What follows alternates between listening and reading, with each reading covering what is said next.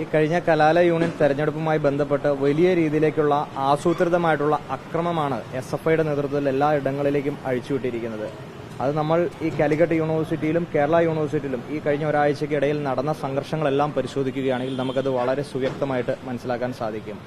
അതായത് സർക്കാരിന്റെ പിന്തുണയോടുകൂടി പോലീസ് സേനയുടെ പിന്തുണയോടുകൂടി SFI കേരളത്തിന്റെ ക്യാമ്പസുകളിലും പൊതുയിടങ്ങളിലും അഴിഞ്ഞാടുകയാണ്. ഈ പേരാമ്പ്രയിലുണ്ടായ ഈ സംഘർഷം എന്ന് പറയുന്നത് അവിടെ CKG കോളേജിലെ ഇലക്ഷനുമായി ബന്ധപ്പെട്ട് 40 വർഷക്കാലമായി SFI അടക്കി ഭരിക്കുന്ന ഒരു ക്യാമ്പസിൽ അവർക്ക് ചെയർമാൻ സ്ഥാനം നഷ്ടപ്പെടുന്നു. UDFന്റെ പ്രതിനിധി അവിടെ വിജയിച്ചു കയറുന്ന ഒരു സാഹചര്യം ഉണ്ടാകുന്നുണ്ട്. ഒരു പരാജയത്തെ പോലും അംഗീകരിക്കാൻ കഴിയാത്ത തരത്തിലേക്ക് SFIയുടെ മനോനില തകർന്നിരിക്കുകയാണ്.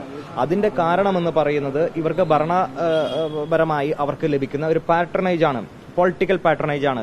ഏത് തരത്തിലുള്ള ക്രിമിനൽ ആക്ടിവിറ്റീസും നടത്തിക്കഴിഞ്ഞാൽ അതിന് ഈ സർക്കാരും ഇവിടുത്തെ പോലീസ് സേനയും അവർക്ക് സംരക്ഷണം കൊടുക്കുമെന്നതിന്റെ ഒരു തെളിവുകളാണ്, അല്ലെങ്കിൽ അതുകൊണ്ടാണ് ഇവർ കിടന്നിട്ട് അഴിഞ്ഞാടുന്നത്. ഈ പേരാമ്പ്രയിൽ മാത്രമല്ല, അതേ ദിവസം തന്നെ കാലിക്കറ്റ് യൂണിവേഴ്സിറ്റി ക്യാമ്പസിൽ ഡിപ്പാർട്ട്മെന്റ് സ്റ്റുഡൻസ് യൂണിയൻ ഇലക്ഷൻ നടക്കുമ്പോൾ അവിടുത്തെ ഒരു വിദ്യാർത്ഥി പോലും അല്ലാത്ത SFIയുടെ സംസ്ഥാന സെക്രട്ടറി അവിടെ പോളിംഗ് സ്റ്റേഷനിലേക്ക് കടന്നു ചെന്ന് അവിടുത്തെ തെരഞ്ഞെടുപ്പിനെ അട്ടിമറിക്കാൻ ശ്രമിക്കുകയാണ്. അവിടെ വലിയ രീതിയിലേക്കുള്ള അക്രമം അഴിച്ചുവിടുകയാണ്. എത്രയോ KSUവിന്റെയും MSFന്റെയും സഹപ്രവർത്തകർക്കാണ് അവിടെ അക്രമം ഉണ്ടായത്. അവർ എന്നിട്ട് കോഴിക്കോട് മെഡിക്കൽ കോളേജിലേക്ക് കൊണ്ടുവരുമ്പോൾ ആശുപത്രിയിൽ കയറി SFI സംസ്ഥാന സെക്രട്ടറിയുടെ നിർദ്ദേശപ്രകാരം അവിടെ അക്രമം അഴിച്ചുവിടുകയാണ്. ഇവിടെ പോലീസ് അത് നോക്കുകുത്തികളായി അവർ കാണികളായി നിൽക്കുകയാണ്. ഇവിടെ എന്നിട്ട് ഇത് പ്രതികളാക്കപ്പെടുന്നതോ KSUവിന്റെയും MSFന്റെയും സഹപ്രവർത്തകർ. ഒരു കാര്യം കേരളത്തിന്റെ പോലീസിന്റെ അടുത്ത് പറയുന്നു, SFIയുടെ ഇംഗിതമനുസരിച്ച് പ്രവർത്തിക്കാനാണ് നിങ്ങളുടെ തീരുമാനമെങ്കിൽ അതിനെ രാഷ്ട്രീയപരമായും നിയമപരമായും നേരിടാൻ ഞങ്ങൾ അത് തയ്യാറായി ഞങ്ങൾ വരും. കേരളത്തിൽ സമരങ്ങളെയും പ്രതിഷേധങ്ങളെയും രക്തത്തിൽ മുക്കിക്കൊല്ലാനാണ് ഈ സർക്കാർ തീരുമാനിച്ചിരിക്കുന്നത്. ഈ കഴിഞ്ഞ 9.5 വർഷക്കാലമായി കേരളത്തിൽ അധികാരത്തിലിരിക്കുന്ന പിണറായി വിജയന്റെ സർക്കാർ പിൻവാതിലിലൂടെ ആയിരക്കണക്കിന് 10,000-കണക്കിന് ക്രിമിനലുകളായിട്ടുള്ള SFIക്കാരെ, ക്യാമ്പസിൽ പരീക്ഷ പോലും ജയിക്കാൻ ആവതില്ലാത്ത SFIക്കാരായിട്ടുള്ള ആളുകളെ പോലീസ് സേനയിൽ തിരികെ കയറ്റി, ക്രിമിനലുകളായിട്ടുള്ള ആളുകളെ തിരികെ കയറ്റി ഇപ്പോൾ ഈ സർക്കാരിന് വേണ്ടിയിട്ട് അവരുടെ ആജ്ഞാനുവർത്തികളായി ഒരു ക്രിമിനൽ സംഘമായി കേരളത്തിന്റെ പോലീസ് സേനയെ മാറ്റിയിരിക്കുകയാണ്. കേരളത്തിന്റെ പോലീസ് സേനയുടെ ക്രെഡിബിലിറ്റി തകർന്നിരിക്കുകയാണ്. ഒരു ജനപ്രതിനിധിയെ പോലും തിരഞ്ഞുപിടിച്ച് ആക്രമിക്കുന്ന തലത്തിലേക്ക്, തല പോലും അടിച്ചു പൊളിക്കുന്ന തലത്തിലേക്ക് ഷാഫി പറമ്പിൽ MP ഉൾപ്പെടെ DCC പ്രസിഡന്റ് പ്രവീൺകുമാർ ഉൾപ്പെടെയുള്ള ആളുകളെ ആക്രമിക്കുമ്പോൾ എവിടെ എത്തി നിൽക്കുന്നു കേരളത്തിന്റെ പോലീസ് സംവിധാനം എന്നുകൂടി നമ്മൾ പരിശോധിക്കപ്പെടേണ്ടതായിട്ടുണ്ട്. അപ്പോൾ ഈ മുഴുവൻ ക്രിമിനലുകൾക്കും പൊളിറ്റിക്കൽ പാട്രണേജ് CPM കൊടുക്കും. ഒരു കാര്യം മാത്രം കേരളത്തിന്റെ പോലീസ് സേനയോട് പറയുന്നു, കേവലം 5-6 മാസത്തിന് ശേഷം നിങ്ങൾ ഈ അധികാരത്തിൽ നിന്ന് പിണറായി വിജയന്റെ സർക്കാർ താഴെ ഇറങ്ങുമ്പോൾ നിങ്ങൾ ഓരോരുത്തരെയും പട്ടിക തയ്യാറാക്കി അതിൽ നിങ്ങൾ ക്രിമിനലുകളായിട്ടുള്ള ആളുകളെ തുടച്ചു നീക്കിക്കൊണ്ട് അതിന് കൃത്യമായിട്ടുള്ള മറുപടി നിങ്ങൾക്ക് ഉണ്ടാകുമെന്ന് ഒരു താക്കീത് കൂടി നിങ്ങൾക്ക് തരാൻ ഞങ്ങൾ ആഗ്രഹിക്കുകയാണ്. തെരഞ്ഞെടുപ്പുകളിൽ നിങ്ങൾ വിജയമൊക്കെ അവകാശപ്പെടുമ്പോഴും ഈ മുന്നണിക്കുള്ളിൽ തന്നെ പ്രശ്നമാണ്. പ്രത്യേകിച്ചും ഈ MSF KSU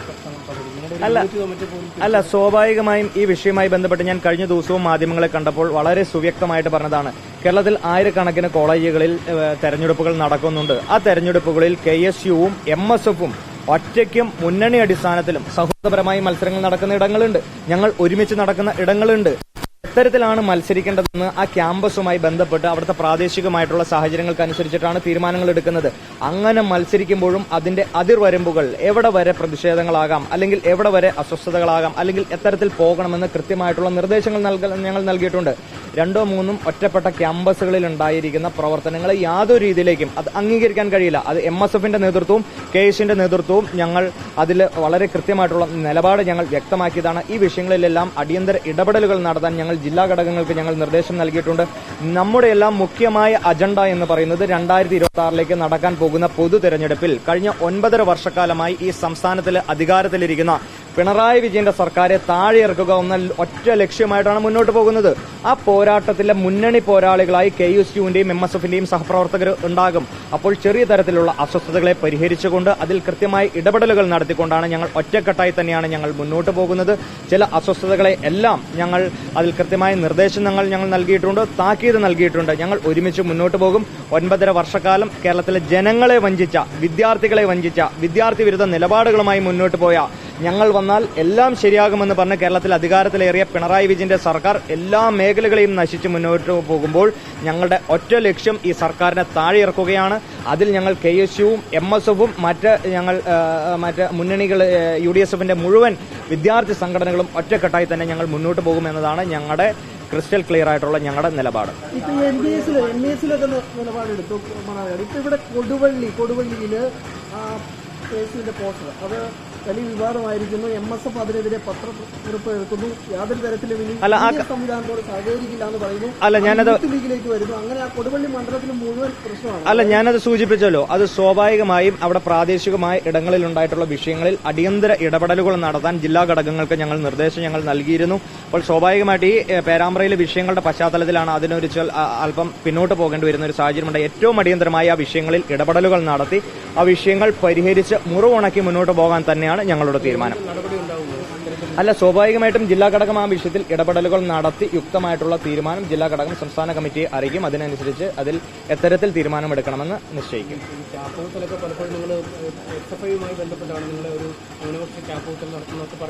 ഞാൻ പറഞ്ഞല്ലോ, ഈ വിഷയവുമായി ബന്ധപ്പെട്ട് MSF-ന് വർഗീയ ചാപ്പ കുത്താൻ SFIയുടെ സംസ്ഥാന നേതൃത്വം തയ്യാറെടുത്ത ഘട്ടത്തിൽ തന്നെ സുവ്യക്തമായി KSU സംസ്ഥാന കമ്മിറ്റിയുടെ നിലപാട് ഞങ്ങൾ വ്യക്തമാക്കിയതാണ്. MSF-ന് അത്തരത്തിൽ ചാപ്പ കുത്തേണ്ട കാര്യമില്ല. MSF-ന് അത്തരം ചാപ്പ കുത്തുന്ന നിലപാടുകളോട് ഞങ്ങൾക്ക് യാതൊരു രീതിയിലേക്കുള്ള ഞങ്ങൾക്ക് യോജിപ്പില്ല എന്ന് വളരെ കൃത്യമായിട്ടുള്ള നിലപാട് ഞങ്ങൾ പറഞ്ഞിട്ടുണ്ട്. അതുതന്നെയാണ് ഞങ്ങളുടെ നിലപാട്. അപ്പോൾ പ്രാദേശികമായി ഉണ്ടായ ചെറിയ പ്രശ്നങ്ങളിൽ പ്രതിസന്ധികളെ അടിയന്തരമായി ഇടപെടലുകൾ നടത്തി അതിൽ വേണ്ട പരിഹാരങ്ങൾ കണ്ടെത്തി മുന്നോട്ട് പോകാൻ ഞങ്ങൾ തീരുമാനിച്ചിട്ടുണ്ട്.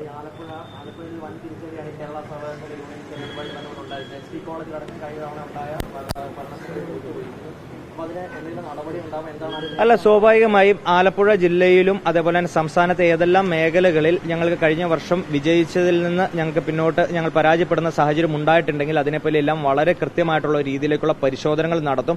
ആലപ്പുഴ ജില്ലയിൽ ഏറ്റവും അടിയന്തരമായി ജില്ലാ കമ്മിറ്റി യോഗം വിളിച്ചു ചേർക്കാൻ പറഞ്ഞിട്ടുണ്ട്. സംസ്ഥാന പ്രസിഡന്റ് നേരിട്ട് അവിടെ പങ്കെടുത്ത് അവിടുത്തെ എന്തെങ്കിലും പ്രശ്നങ്ങളുണ്ടെങ്കിൽ പ്രതിസന്ധികളുണ്ടെങ്കിൽ അത് മനസ്സിലാക്കി അതിനെ പരിഹരിക്കാൻ ഉള്ള രീതിയിലേക്ക് തന്നെയാണ് ഞങ്ങൾ മുന്നോട്ട് പോകുന്നത്.